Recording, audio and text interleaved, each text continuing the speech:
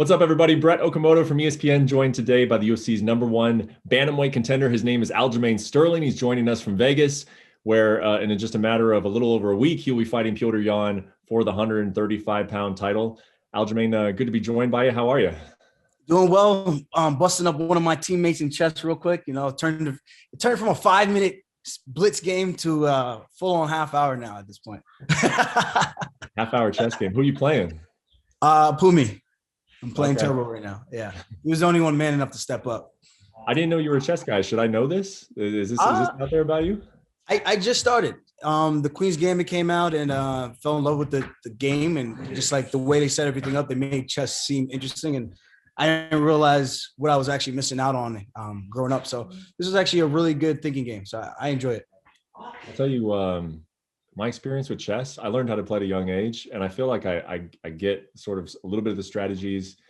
I can play a game all the way down to, I could literally have like a rook, a knight, a queen, and the other guy could just have a king, but I can't get him into checkmate. Like I can like win a game, but I cannot finish it off. I can't get checkmate. Have you learned that part yet? Yeah, the end games. We're actually in the end game right now. I think we've got even material. We both got a queen. He's got 2 pawns and I got 1 pawn.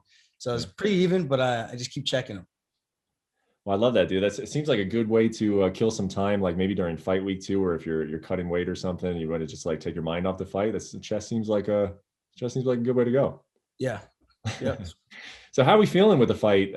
What is it now? 10 days away? I mean, I think if things weren't going well, you probably wouldn't tell me, but does it feel like, I mean, this is something that you've been waiting for, that you've been working towards for a long time? Does it feel like everything's coming together at the right point? What's the feeling like 10 days out? Things are good right now. You know, I'm happy where everything is at in terms of training preparation. I had some really good looks in the training sessions, and my weight's in a really good spot. Being that it's an extra pound, I did a good job of getting my weight down a little bit earlier than I normally do. And I think that's going to be a big help. I normally, no weight cuts ever easy, especially for me. I walk around 65 outside of training. So for me to keep my body around this weight's it's tough, man. But I think your body starts to acclimate a little bit, but I have to just be very disciplined and knowing like I can't have that extra this or that extra that. So no more ice cream for me for the rest of this week or next week until the fight's over. And yeah. Other than that, things are rocking and rolling. It's not like, I mean, all you guys, you know, or at least almost everybody cuts weight. And so it's not like it's a unique thing in the sport, but how difficult is it, man? I mean, like we talk about the cut a lot, but like, even like on a night like this, or, you know, you just like kind of circle your pantry or look in the fridge a million times before you go to bed. Like, how hard is it to not have those extra calories sometimes, especially after like a hard practice, I would imagine? Oh, it's tough for sure. I'm a big guy I'm big into sweets. So I love chocolate. I love ice cream. I love chocolate cookies, chocolate chip cookies. I just eat, you know, I'm not the cleanest eater, but when it comes down to training, you know, I could dial it in a lot better. But when it's outside training camp, that's when I kind of just let the reins go and just kind of just go off the wagon a little bit. But I always tell my teammates and stuff, because sometimes they watch the stuff that I eat and they're like, why are you having that? You shouldn't have that. I'm like, dude, I've been doing this for years. I know the system in terms of if I have just this little bit amount, it'll make me feel better mentally. And and it's not, you know, it's kind of like a moderation thing. You know, if I have to give everything up completely to do this sport, I don't think I would have been doing it, to be honest. Yeah. So it's gotta have some type of a balance.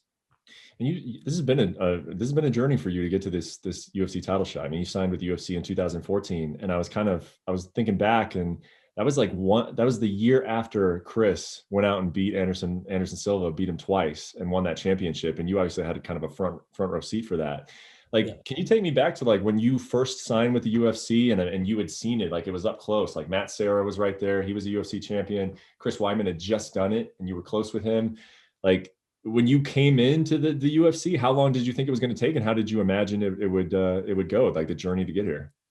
Honestly, I thought I would have been in this position within 2 years of my UFC career. You know, I had some ups and downs, learned a lot, got better, you know, a lot of teaching lessons.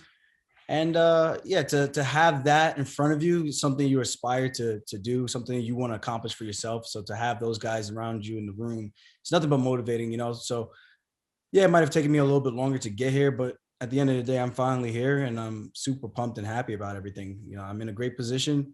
Uh, this is the culmination of 10 years, man. So 10 years of doing this sport and doing wrestling and all that stuff. So to finally be in a position where I could once again have a chance to prove that I'm the best in the world at something, it's I don't really have any words for it, but it's like a dream come true. You know, you can't really uh, yeah, you can't really put this. It's hard to put it into words. This is just something I've been working for a very long time. 10 years of work. It's a very long time. When you're sitting there, especially as the fight's getting closer, you know, maybe it's like at night before you go to sleep or something. Are you thinking about like the fight? Are you thinking about what it's going to feel like to have the belt go around your waist? Are you thinking about like all the different things that come your way after you win the title? Like what is like kind of like your mind sort of centered around when the fight gets closer? Honestly, winning the belt changes my life, but at the end of the day, I've tried not to make it about the belt. I tried to make it about just smashing this guy, honestly.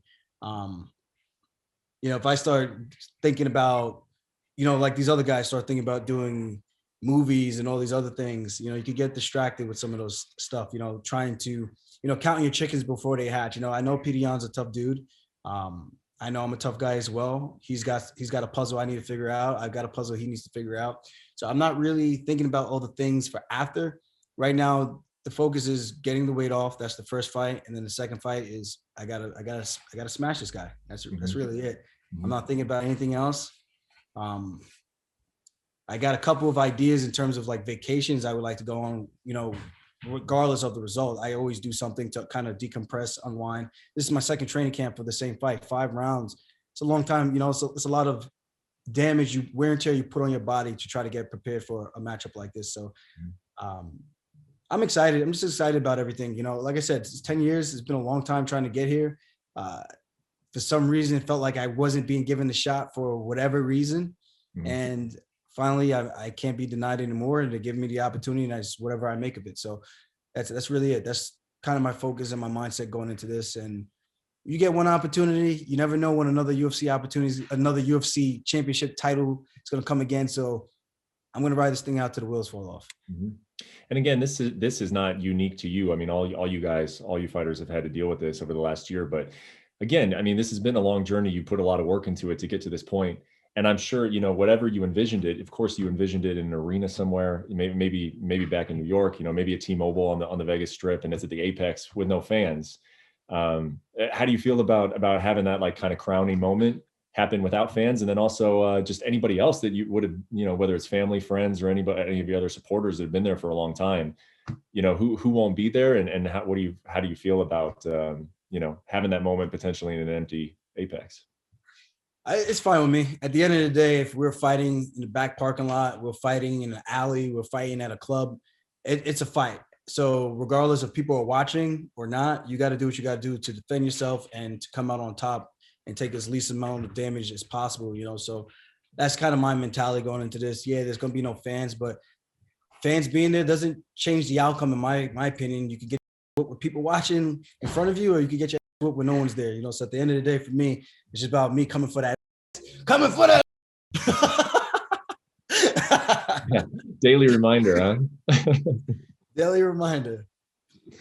I was rewatching one of your interviews that you did at the end of last year talking about this fight, and you said something that stuck out to me. You said that a lot of people don't know how this fight is going to go, and the odds reflect that. The odds are super close. And you told Ariel Helwani that you know, some people think that that Yan is a boogeyman, and some people think that I'm going to run through him. And I thought that was interesting because that's so true. I mean, I think that the jury is almost still out on Yan in terms of his ability as a champion. Because if you look at his last 3 fights, they've been very impressive. But the Rivera fight was close, and then Uriah, you know, was coming out of retirement basically, and then Aldo is, you know, still a legend, and he looked great in his last fight. But you know, a lot of people think that he's kind of past his prime. What do you think about Yan? Do you think he's battle tested? Have you been impressed with the path that he took to get to the belt and then to win the belt? Or do you think that he still needs to be a little bit tested in the UFC? I mean, his performances have been pretty impressive. His Rivera fight was very close. You know, I had a clean sweep against Rivera. He fought him after I fought him. So there's a couple of things to be said about that in terms of styles, momentum, confidence going into that one. Him even dropping the third round after having his opponent severely hurt in rounds 1 and 2 at the end of the rounds. And you can make the argument that he was being outstruck in that fight. You see the other one with Jose Aldo, those guys train together. So they have some familiarity with each other in that regards.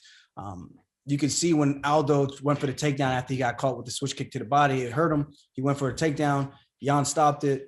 Aldo pulled guard and he was just hanging out on his back like he was on the beach with his hands behind his head kind of thing until Yan punched him to the stomach. It's like Aldo knew something about his ground game against Yan that he was comfortable with, but Yan was kind of like, well, I don't care. This isn't X amount of years ago when we trained. This is a new time, new era. Punched him right to the stomach and hurt him again. So I think it's kind of hard to really make any true assessment of where he's at. He's fought Tiger Magomedov, who's now fighting at Bellator. Tough dude. I trained with him a little bit out here in Vegas.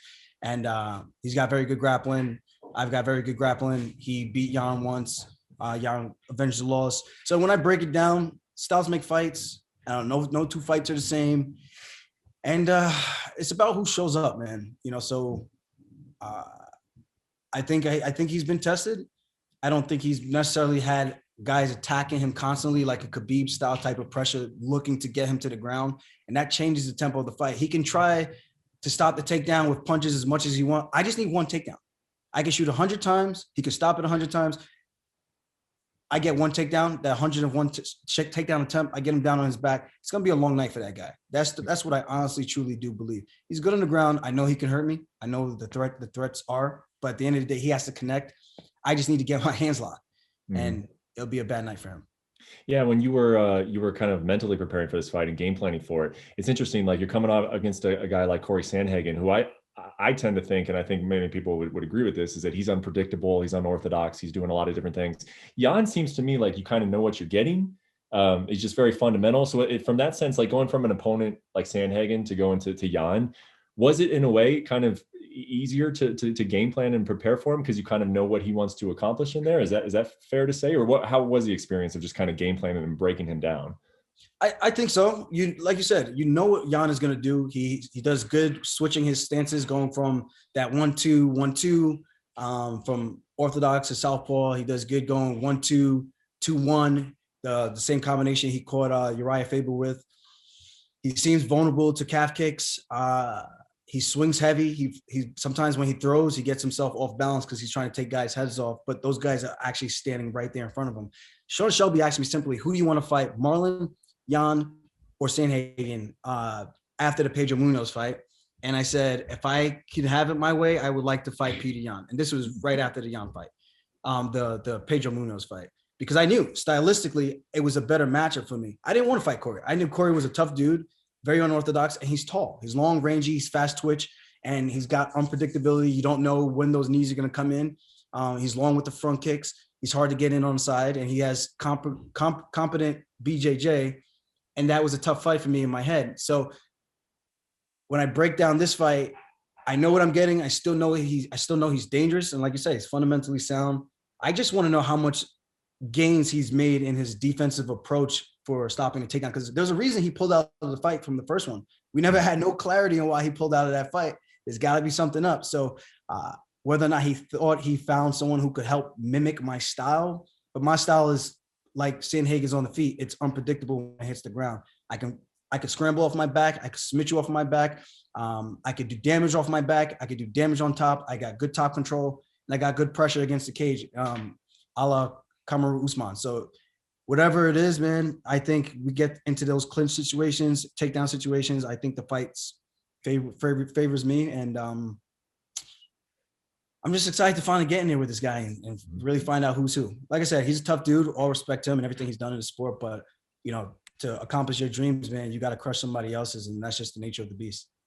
Why didn't that fight happen back after Pedro Munoz said it? That's who you told Shelby you wanted.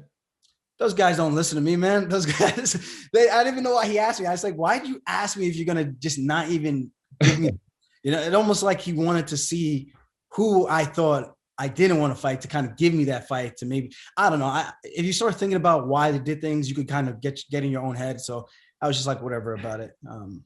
Got the fight. Yeah. And this one's an even bigger payday, a bigger moment. And at the end of the day, this is bragging rights. You know, the world knows that Yan, I think Yan knows himself. He needs to beat someone who's actually in the top 5 for people to take him serious as a champ. He's tough. He's got serious skills, but credibility-wise, he hasn't beaten anybody. He leapfrogged Sandhagen and I for a title shot with Aldo, who both guys, no one beat anybody in the top 5. So fascinating.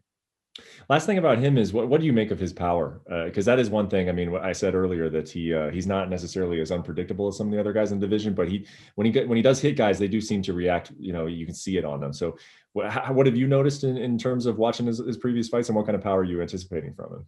He's got good boxing. He does well shelling up. When you attack him, he waits for the right moment. He pulls out a lot, looking to touch you with the range, control the distance so he could land and connect something big. And I think sometimes that leaves him open and compromised because he's throwing so hard, he's off balance. But if he connects, you know, he gets big rewards from it. So he just kind of stalks his opponent, cuts them off. And there's no one looking to tie him up and slow him down. I think he's got good power, you know, for a bantamweight. You know, people would say we don't knock guys out, but there's some good guys at this weight class who pack a lot of power in their punches. So I'm not sure how much a factor that's going to be. He has to connect. And, you know, knock on wood, you know, I'm going to be bobbing and weaving, snatching up the single, taking him down.